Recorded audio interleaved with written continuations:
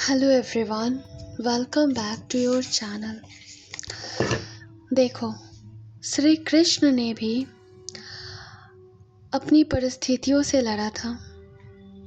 वो तो भगवान थे ना, एक चुटकी बजाते और समय का रुख बदल देते हैं। वो तो कुछ भी कर सकते थे।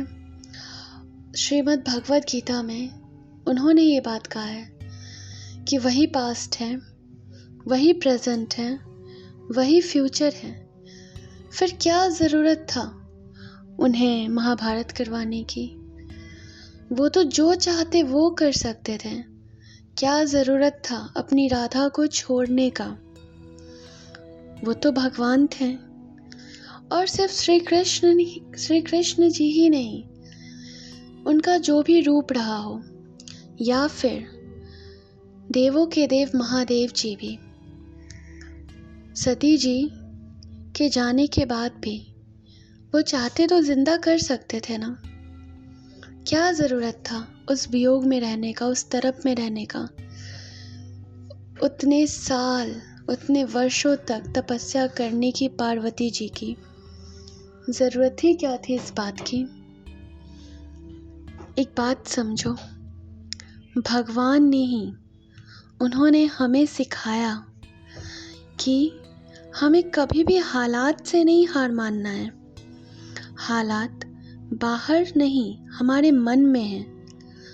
कभी मन का विचलित हो जाना, कभी खुद के दर्द में डूब जाना, तो कभी खुद ही ओवर एक्साइटेड हो जाना, सब कुछ मन की अवस्था यानी स्टेट है, जिसे शांत करना बहुत ज़रूरी है। क्योंकि मैनिफेस्टेशन के लिए शांत मन ज़रूरी है।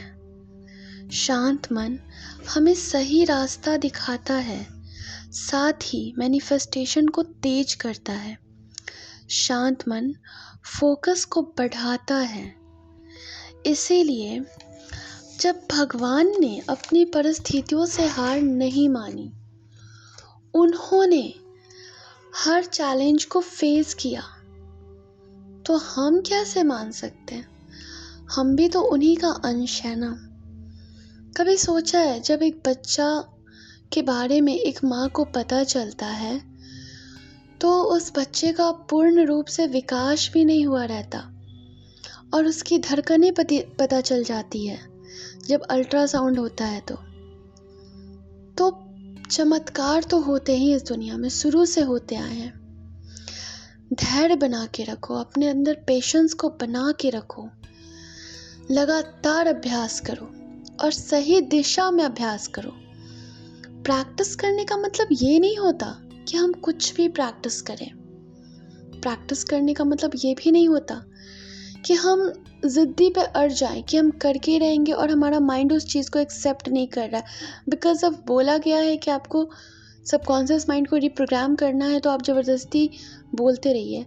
हर चीज़ हर किसी के लिए नहीं बनी है, तो जो चीज़ आपके लिए बनी है ना, उसको चूज़ करो। हम एक कपड़ा खरीदने जाते हैं तो वो भी हम इतना चुनते हैं, तो हम अपनी माइंड की रिप्रोग्रामिंग के लिए अपने पसंद की टेक्निक को क्यों नहीं चुन सकते और उसको चूज़ करके उसकी प्रैक्टिस क्यों नहीं कर सकते?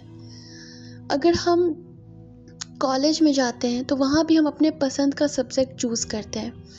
हमें किस फील्ड में जाना है वो भी हम चूज़ करते हैं। फिर जब हमारे लाइफ में कोई प्रॉब्लम आती है, तो हम ये क्यों सोच लेते हैं कि हम ये भी कर ले, वो भी कर ले, ऐसे कर ले, वैसे कर ले? नहीं, हमारे माइंड को जो चीज़ सूट करती है, जिसको करने में मुझे मज़ा आ रहा है, मैं वो करूँगी, क्योंकि उससे मेरी मैनिफेस्टेशन कंप्लीट हो जाएगी। भगवान ने हमें कभी भी पीछे मुड़ना नहीं सिखाया। भगवान ने हमें हमेशा यही शिक्षा दी है कि आगे बढ़ो, मुझ पर विश्वास रखो। हम जिसके बारे में बात करते हैं ना, सबकॉन्शियस माइंड, वही हमारा मन है। वहीं से सारी मैनिफेस्टेशन होती है। वही खजाना है हमारी यादों का। और जब हम उसको रिप्रोग्राम कर लेते हैं, जिसके लिए बहुत सारी टेक्निक्स हैं, लेकिन आप अपने पसंद की टेक्निक को चूज़ कीजिए जो आपके माइंड को सूट करे, जिसको करके आपको मज़ा आए, वो चूज़ कीजिए ना। और उसके बाद हिम्मत मत हारो, अपने मन से तो बिल्कुल ही मत हारो। फिर देखो कि आपकी मैनिफेस्टेशन कैसे कंप्लीट नहीं होती। मिलते हैं नेक्स्ट वीडियो में। यहाँ तक वीडियो को देखने के लिए थैंक यू सो मच।